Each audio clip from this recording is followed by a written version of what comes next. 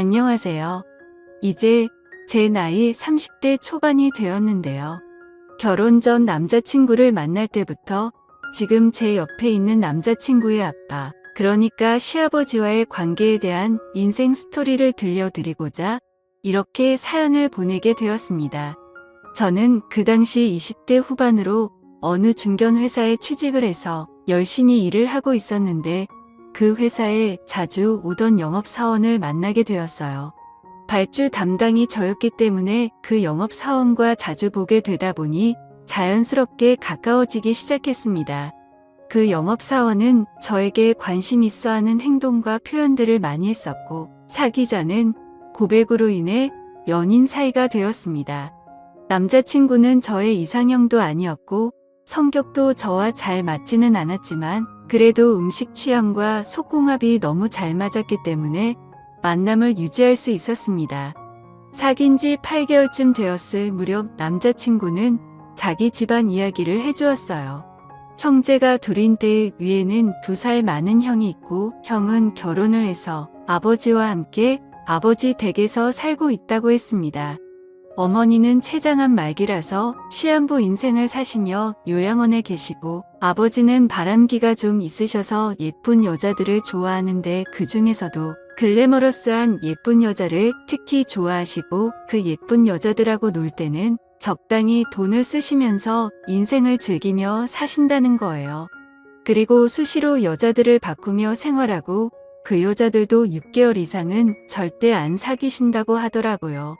저는 그 얘기를 듣고 놀라서 농담 반 진담 반으로 오빠에게 말했습니다. 오빠, 아버님 너무하신다. 어머님이 병으로 생사를 오가시는데 여자 만나는 걸 즐겨 하신다고? 게다가 그냥 여자도 아니고 가슴이 예쁜 여자라니? 세상에, 그럼 아버님께 인사드리려 가면 나 엄청 이뻐해 주시겠네. 오빠가 나보고 가슴이 정말 예쁘다고 맨날 칭찬해 줬잖아. 이렇게 웃으며 말을 했더니 남자친구는 갑자기 정색하며 단호하게 말하더라고요. 행여나 우리 아버지 앞에서 치마 같은 거 절대 입지 말고 특히 가슴 파인 옷이나 달라붙는 거 조심하도록 해. 알았지? 그러면서 시아버지의 재산에 대해 말을 꺼냈습니다. 아버지가 수십 년 전에 저렴하게 사놨던 논밭들이 관광단지로 개발돼서 땅 시세가 엄청나게 폭등했었거든. 그때 차익을 많이 남기셨고 500억 원대 부동산 갑부가 되신 거지. 현금도 상당히 보유하고 계시는데 문제는 자식들에게는 돈을 너무 아끼신다는 거야. 경제적 지원도 자식들 학비랑 결혼까지만 지원해 주시고 그 이후에는 자식들이 알아서 해야 한다고 아예 돈을 주지 않겠다고 선포하셨어. 저는 남자친구의 말을 듣고 머릿속으로 생각을 했습니다. 저희 집은 너무 가난했기 때문에 남자친구가 썩 마음에 들지 않았지만 남자친구 아버지의 재산에 큰 관심이 생기는 겁니다. 잘만 하면 제 인생도 역전할 수 있겠다는 생각이 제 머릿속을 스쳐 지나갔습니다. 그래서 저는 남자친구와 결혼하기로 마음먹었고 남자친구 아버지에게 무조건 잘 보이기로 했어요. 그리고 시아버지에 대해서 조사해보고 보기로 했습니다. 저는 남자친구 집안 마트 사장님이 아버님의 친구분이시란 얘기를 듣고 그분께 시아버지에 대해 여쭤보러 찾아갔더니 아버님은 힘이 정말 엄청나게 센 사람이라고 하시는 겁니다. 젊을 때는 물론이거니와 지금까지도 하루도 여자들과 보내지 않으면 못 사는 그런 남자라고 소문이 자자하게 났다고 하셨어요. 그러면서 마음에 든 여자에게는 모든 걸 올인할 정도로 열정적이시라며 저를 훔쳐보시면서 이렇게 말했습니다. 그 친구가 딱 좋아하는 스타일이 바로 아가씨 같은 스타일이야 말하면서 적당히 볼륨 그리고 약간 고양이 같은 스타일. 이거 막 농담하는 게 아니라 그냥 그 친구 스타일이 그렇다는 거지. 아가씨 기분 나빴다면 내가 사과하지. 저는 얼굴이 화끈거려서 당황하며 얘기했습니다. 아, 저는 그 집 며느리가 될 사람이에요. 이렇게 말씀을 드리니 웃으시며 저에게 다가와 귓속말로 그러시더라고요. 며느리 하지 말고 그 친구 아직 한창인데 애인이나 되어봐. 아마 자네 인생이 활짝 필거네. 아니 뭐 그냥 흘려들어도 되는 이야기니까 너무 귀담아 듣진 않아도 돼. 내가 그랬다고 말하지는 말고 저는 그 사장님께 좋은 정보 주셔서 감사하다고 인사를 하고 집으로 돌아왔습니다. 저는 그때 반지하방에서 가족들과 같이 살고 있었는데 그 지긋지긋한 가난에서 벗어날 수 있는 기회를 꼭 잡겠다고 각오와 다짐을 했었습니다. 이렇게 저는 예비 시아버지에 대한 조사를 완벽하게 마쳤습니다. 적을 알아야 승리한다는 말이 있듯이 저는 저의 계획대로 시아버지의 며느리가 되었다가 시아버지 옆자리로 가서 재산을 가져야겠다는 생각을 했습니다. 그러던 어느 날 남자친구의 어머니는 병을 이기지 못하고 결국 돌아가셨고 6개월이 흐른 뒤 남자친구 아버지는 막내 아들을 결혼시켜야 하시겠다며 드디어 주말에 저를 집으로 부르셨습니다. 남자친구는 아버지를 만나려면 미리 좀 준비를 하라고 말을 해주었습니다. 저는 기다리고 기다리던 저의 계획을 실행시키기 위해서 준비를 철저히 했습니다. 헤어스타일과 옷을 시아버지께서 좋아하시는 대로 꾸미고 일주일 내내 피부 관리도 했어요. 모든 것은 시아버지께서 좋아하는 걸로 완벽히 준비를 끝마쳤습니다. 남자친구는 만약이라도 시아버지께서 저를 보고 싫다고 하면 결혼은 절대 못할 거라고 말을 해주었고 아버지의 성격은 한 번 아니면 아닌 사람이라고 하며 집의 모든 재산을 다 쥐고 계시기 때문에 집에서는 최고 권력자이고 왕이라고 했습니다. 저도 예비 시아버지 눈에 못 들면 저의 계획도 수포로 돌아가기 때문에 저는 날마다 긴장 속에서 결전의 날을 기다렸습니다. 시아버지를 만나는 날까지 남자친구와 외박도 절대 하지 않았습니다. 드디어 그날이 다가왔고 저는 남자친구와 차를 타고 집으로 갔는데 딱 봐도 부촌 같은 동네였고 외곽 한적한 곳에 있었는데 집은 3층 집이었고 어마어마하게 크더군요. 큰 며느리와 예비 시아버지 그리고 큰 아들이 마당에 나와서 저를 기다리고 계셨습니다. 시아버지는 마음에 안 들면 아예 인사도 안 하고 대화도 안 나누고 그냥 집으로 돌아가라고 하신다는 말에 너무 긴장이 되었습니다. 저는 차에서 내려 예비 시아버님께 최대한 상냥하게 연습한 대로 애교 섞이고 귀여운 목소리로 인사를 드렸어요. 안녕하세요. 아버님 처음 뵙겠습니다. 박지민이라고 합니다. 이렇게 인사를 드렸더니 잠시 정적이 흘렀고 그 짧은 순간에도 실수한 게 있나 머릿속이 바빴습니다. 너무 목소리 크고 높았나? 괜히 코맹맹이 소리로 말했나? 그냥 여성스럽게 말할 걸 마음에 안 드셔서 그냥 들어가 버리시면 어쩌지. 바로 그때 시아버지는 뜻밖에도 두 손으로 제 손을 덥석 잡으시면서 환하게 미소를 지으며 말씀하셨습니다. 어서 와요. 오느라 고생이 많았어요. 우리 막내 아들한테 말은 많이 들었어요. 이어서 정말 제가 봤던 아가씨들 중에 최고로 예쁘네요. 자, 어서 들어가요. 저는 안도의 한숨을 내쉬며 대답했습니다. 네, 아버님 감사합니다. 그럼 실례하겠습니다. 예비 시아버지는 제 어깨에 손을 올리시고 집으로 안내해 주셨어요. 시아버지는 제가 너무 마음에 든다며 싱글벙글하셨고 시선은 제 얼굴부터 시작해서 이곳 저곳을 계속 훑어보시는 것 같았죠. 저는 그 기회를 놓치지 않고 다들 다른 곳으로 보고 있는 사이 정신이 나갔던지 대담하게 나지막한 목소리로 아버님 귀에 대고 애교 섞이게 말했습니다. 마음 놓고 봐주세요. 저 아버님 좋아하시는 스타일로 입고 와봤는데 마음에 드세요? 그리고 큰 목소리로 아버님 외모를 칭찬해드렸습니다. 근데 아버님 정말 50대 맞으세요? 거짓말. 40대 초반으로 밖에 안 보이시는데요. 헬스를 하신다고 들었는데 운동으로 만들어진 몸이라서 그런지 어머, 이 근육 민재 오빠보다 더 몸이 탄탄하고 좋으세요. 아버님 대박 대박. 아버님은 굉장히 기분 좋아하시며 제 손을 덥석 잡으시곤 식탁으로 이끄시더라고요. 빨리 식사들 하러 가지. 저희는 식사를 맛있게 먹고 아버님께서 기분 좋은 날이니 술을 가볍게 한 잔씩 하자고 하시더니 이렇게 말씀하셨어요. 난 오늘 인사 온 지민이가 정말 마음에 드는구나. 하루빨리 결혼 준비하도록 해. 저는 갑작스런 허락 말씀에 뜰듯이 기뻤지만 최대한 차분하게 말씀드렸어요. 저는 아버님께서 허락 안 해주시면 어쩌나 하고 인사 오기까지 정말 마음 졸였는데 이렇게 결혼하라 해주셔서 감사드려요. 아버님 민재 씨도 민재 씨지만 아버님을 만난 게 정말 큰 축복인 것 같아요. 제가 정말 잘할게요. 아버님은 저에게 술을 따라주셨고 저는 아버님께서 따라주시는 술에 살짝 취해 가고 있었어요.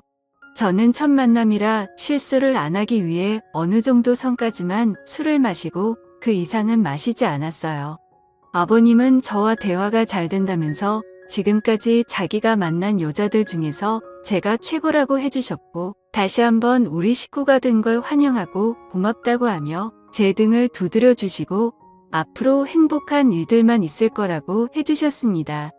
저는 아버님과 금방 친해졌고 또 가족들과도 가까워진 것 같았습니다. 그로부터 몇 달 뒤 남자친구와 저는 결혼식을 올리게 되었고 저희는 신혼여행을 다녀온 후 시댁에서 함께 살게 되었어요.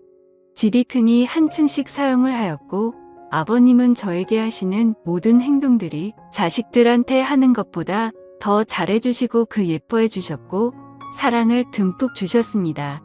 주말이 되면 남편은 자전거 타는 것을 좋아해서 동호회 사람들과 제주도 또는 강원도까지 자전거 여행을 다녔습니다. 1박 2일로 주말마다 갔어요. 그래서 혼자 있는 시간이 많다 보니 남편이 없을 때는 아버님의 권유로 같이 쇼핑도 하고 맛있는 음식도 먹고 등산도 하고 가끔 골프도 치곤 했어요. 아버님과 저희 사이는 더욱 가까워져 갔고 하도 붙어 다니니 남들이 시아버지와 며느리가 아니라 아버님의 두 번째 마누라라고 하시더라고요. 아버님이 아는 분은 저에게 사모님이라고 농담식으로 부르곤 했어요. 그런데 이상하게 아버님은 그 사람들에게 농담 그만하라는 말씀을 전혀 하지 않으셨어요.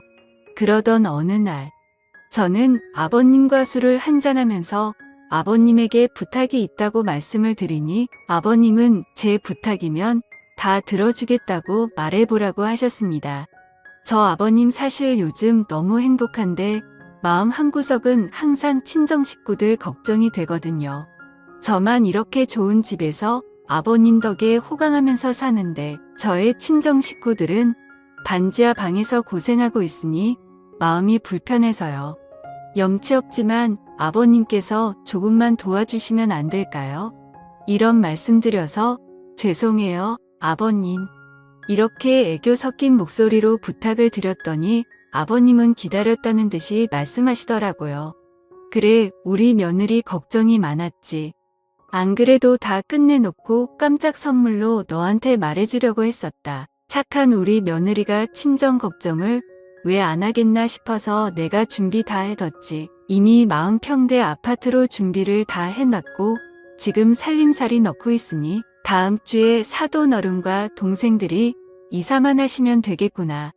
명의도 우리 며느리 앞으로 해놨으니까 네가 알아서 하도록 해. 어머, 아버님 정말요? 너무 감사해요. 이거 꿈 아니죠? 저는 아버님이 너무 감사해서 저도 모르게 울면서 아버님 품에 안겨버리고 말았고 아버님은 뭘 그런 거 가지고 우냐면서 저를 꽉 안아주시며 토닥여 주시는데 아버님의 품은 너무 따뜻했습니다. 저는 이때다 싶어 아버님께 애교 섞인 말로 얘기했습니다. 아버님 이제 다른 여자들 안 만나시면 안 돼요. 그 대신 제가 아버님께서 원하시는 대로 다 해드릴게요. 아버님은 저만 보셨으면 좋겠거든요. 아버님은 웃으시면서 제 머리를 쓰다듬으시며 말씀하셨어요. 다른 여자들 만나서 즐기는 재미로 사는데 우리 예쁜 며느리가 그 빈자리 채워준다는데 한번 생각해 봐야지. 그리고 아버님은 그 이상의 선을 넘지 않고 금단의 선을 잘 지키셨습니다. 아주 멋진 아버님이셨어요. 다음날 부모님께 이사갈 준비하면 안 된다고 자초지장을 말했더니 울먹이시며 고맙다고 하셨습니다. 그때 전화기가 울리는데 강원도로 자전거 여행을 갔던 남편의 동호회 회장님의 번호였고 바로 전화를 받으니 남편이 자전거를 타다가 뒤에서 오는 1톤 트럭과 부딪혀 지금 병원에서 사경을 헤매고 있다는 것이었습니다. 저는 충격 속에 울며 아버님께 전화를 드렸고 함께 차를 타고 강원도로 급히 올라가 병원에 도착하니 이미 남편은 하늘나라로 떠나버리고 말았더라고요. 결혼한 지 얼마 안 된 신혼인데 너무나 슬펐습니다. 아버님과 저는 죽은 남편을 붙잡고 대성통곡을 하였고 서울로 돌아와 남편의 장례를 치렀습니다.